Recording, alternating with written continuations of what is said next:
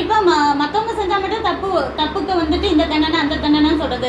நம்ம தப்பு செஞ்சா என்ன செய்யறது? பூசி மொழிகிறது. அப்படித்தானே இருப்போம் நம்மலாம். இப்ப நம்ம அண்ணனோ தம்பியோ யாரோ தெரியாம ஏதாவது உடச்சிட்டாங்கன்னா என்ன சொல்லுவோம்? அம்மா வெளியே போயிருக்காங்க, ஓடி வந்து என்ன சொல்லுவோம் அம்மாட்ட? அம்மா அம்மா கூட பிறந்த என்ன செஞ்சுட்டான்? உடைச்சிட்டான், தெரியாம ஒளிச்சு வச்சுட்டான், உடைச்சதெல்லாம் தூக்கி ஒளிச்சு வச்சுட்டான்னு சொல்லுவோமா இல்லையா? எது நம்ம உடைச்சா என்ன செய்வோம்?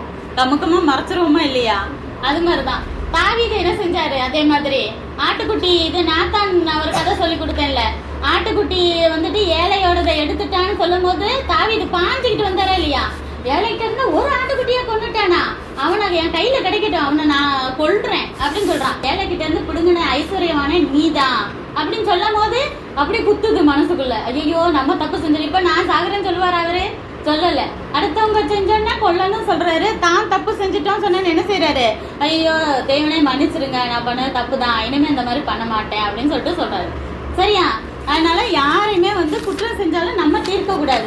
நம்ம ஒருவேளை நமக்கு தப்பு செஞ்சாலும் நம்ம தேவன்கிட்ட என்ன செய்யணும்? ப்ரே பண்ணும் போது இந்த மாதிரி எனக்கு மனசு கஷ்டப்படுற மாதிரி செய்யறாங்க, நீங்களே அதுக்கு பார்த்துக்கோங்கன்னு சொல்லி நம்ம விட்டுறணும். சரியா?